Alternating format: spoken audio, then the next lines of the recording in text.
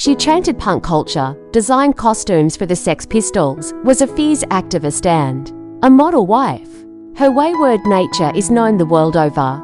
Vivienne Westwood is a designer who not only managed to make punk fashionable and demonstrate to the whole world what a real British style is, but also to show everyone that all ages are amenable to love. The fashion star has been married to ANDREAS KRONTHALER for the past 30 years. He's exactly the same, even more than me, Westwood said of her spouse in an interview. We remember this strong union, as well as Vivienne's other men.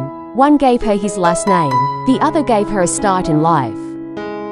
It seems that such a rebel as Vivienne Westwood should have chosen men to match the clothes she created: bright, bold, original. However, the designer's first husband Derek West would hardly fit this description.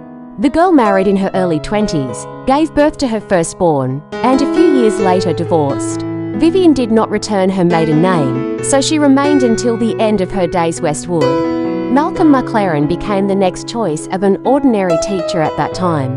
Many know him as the manager of the Sex Pistols. However, in the mid-60s he was just a party boy with big plans for his life, designing and promoting budding rock bands.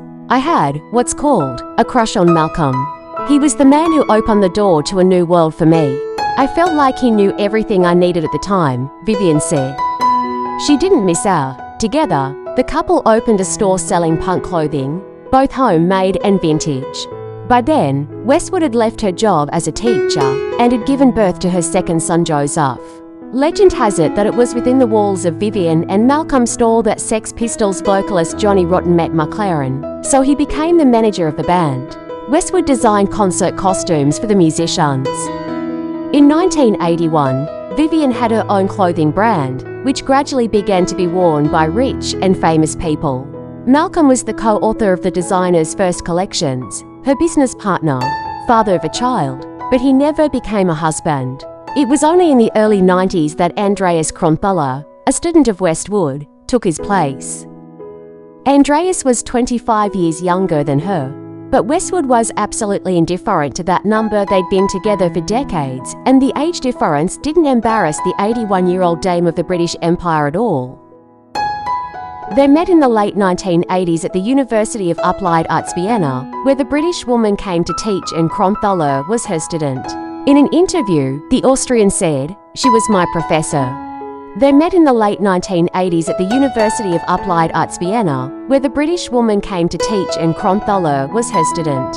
In an interview, the Austrian said, "She was my professor."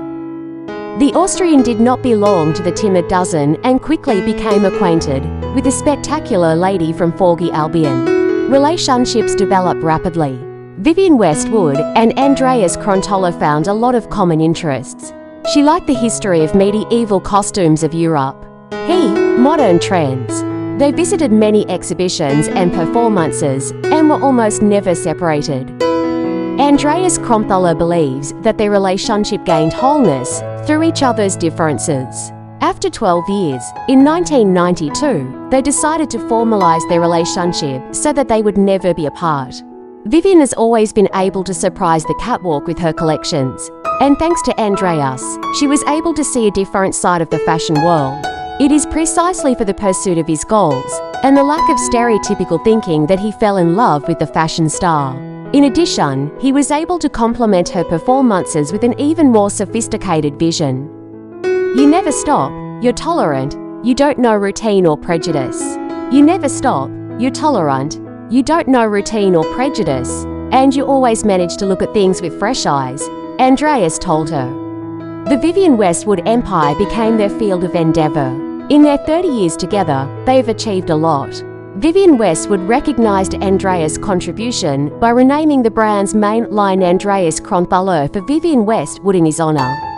Friends claim that the joint project has brought the unusual couple even closer together. In turn, ANDREAS KRONTHALER created a collection of clothes in honour of the 30th anniversary of their relationship. The collection presents a unique combination of historical silhouettes of candid outfits with quotes about the Middle Ages. The couple complemented each other perfectly. Collective, organised Vivien balanced Andreas's intemperance. Their relationship was built on trust. Every day enjoying each other's company, they manage to appreciate personal space. The ardent husband still has no idea how he would live without Vivien. Vivien is very focused and organized, and I am extremely impatient.